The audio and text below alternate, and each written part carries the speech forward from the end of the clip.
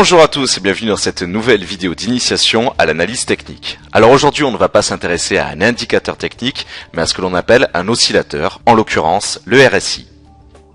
Alors le RSI, un petit peu comme les moyennes mobiles que j'ai présenté lors de la première vidéo d'initiation à l'analyse technique, eh bien c'est un outil très populaire. De ce fait, il est assez caractéristique, assez typique de l'analyse technique moderne et notamment des prophéties auto-réalisatrices. Alors une prophétie autoréalisatrice, qu'est-ce que c'est? Tout le monde le comprendra assez facilement. On ne vient pas ici pointer la qualité de l'indicateur ou de l'oscillateur technique, en l'occurrence pour le RSI, mais plutôt le fait qu'il est utilisé par un très grand nombre de traders, par un très grand nombre d'analystes, grâce à sa très forte popularité. Ainsi, la plupart des acteurs du marché vont donc avoir sous les yeux globalement les mêmes points d'achat, les mêmes points de vente, ou plus particulièrement dans le cas du RSI, les mêmes points de surachat et de survente. Ce n'est donc pas tant l'indicateur, l'oscillateur qui est performant, c'est le fait que tout le monde ait sous les yeux globalement les mêmes données, les mêmes informations, et donc qu'un comportement de masse va s'opérer sur le marché. Sans sa très forte popularité, on ne parlerait pas effectivement de prophétie auto-réalisatrice. Le RSI, comme pour les moyennes mobiles, est utilisable sur n'importe quel sous-jacent, qu'il s'agisse d'une parité monétaire, d'une matière première, d'une action ou encore d'un indice boursier, mais c'est également un oscillateur qui peut être appliqué à n'importe quelle unité de temps, de la plus petite comme le M1 à la plus importante comme l'unité mensuelle. Alors c'est un oscillateur, oui, mais c'est avant tout un oscillateur borné. C'est une sous-famille justement des oscillateurs puisqu'on va distinguer les bornés des non bornés. En l'occurrence, le RSI en tant que représentant le plus connu, je dirais, des oscillateurs bornés, va avoir sa valeur systématiquement comprise entre 0 et 100. Contrairement par exemple au MACD qui peut épouser n'importe quelle valeur. Alors en l'occurrence, c'est comme la plupart des oscillateurs bornés, le RSI va se distinguer en indiquant des zones de surachat et de survente. On considère effectivement que pour une période par défaut de 14, mais j'aurai l'occasion de revenir sur cet élément-là dans quelques secondes, eh bien la zone de surachat est systématiquement comprise entre 70 et 100. La zone de survente au contraire sera comprise entre 30 et 0. Autrement dit, si la valeur du RSI, quel que soit le sous-jacent, quelle que soit l'unité, si celle-ci est comprise bien entre 70 et 100, la plupart des opérateurs vont considérer que le prix a une valeur surachetée et que par conséquent, un retournement baissier va s'opérer. À l'inverse, si une valeur de RSI est comprise entre 30 et 0, la plupart des opérateurs vont considérer que le prix est donc survendu et qu'un retournement haussier du prix de l'actif va s'opérer dans les prochaines secondes, minutes, heures ou jours, selon évidemment l'unité de temps sur laquelle on applique cet oscillateur technique. Alors comme dans le cas des moyennes mobiles et dont je parlais lors de la première vidéo d'introduction à l'analyse technique, il y a la possibilité de pondérer ou de lisser le RSI avec une moyenne mobile, donc de combiner ces deux outils particulièrement populaires et majeurs au sein de la communauté de trading. Comme la plupart des oscillateurs, le RSI permet de distinguer des divergences.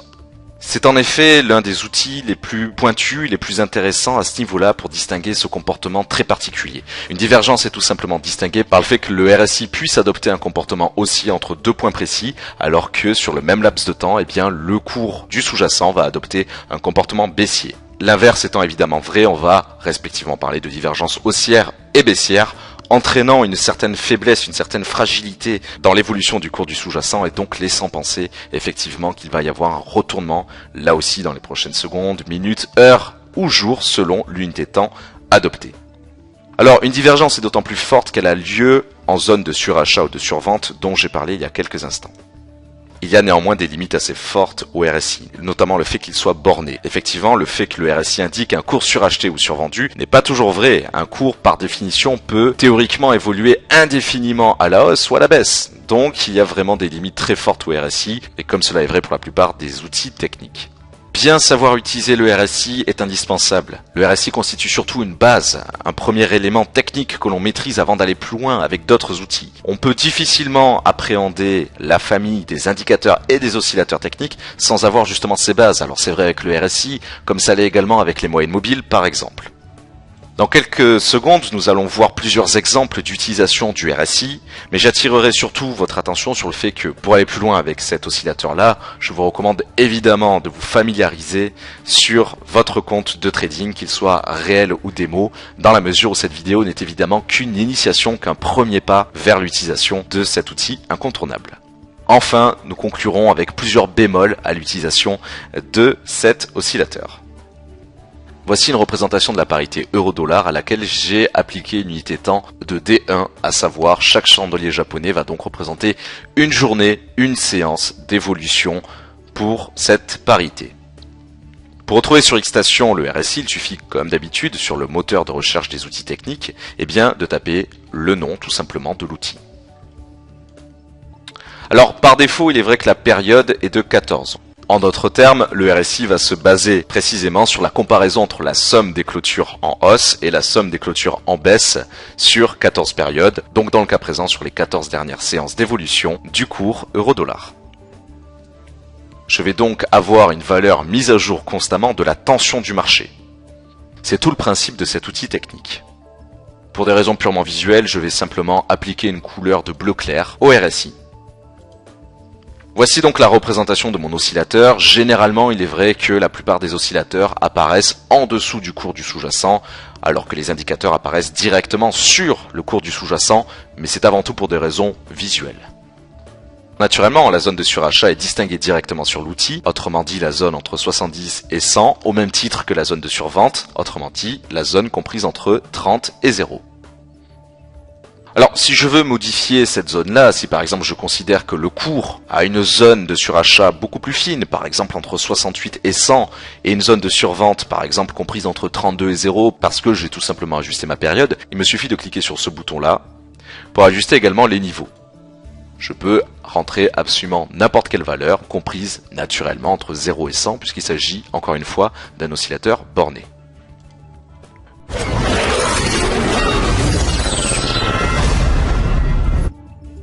Nous l'avons vu, une zone de surachat est donc symbolisée par un RSI supérieur à 70.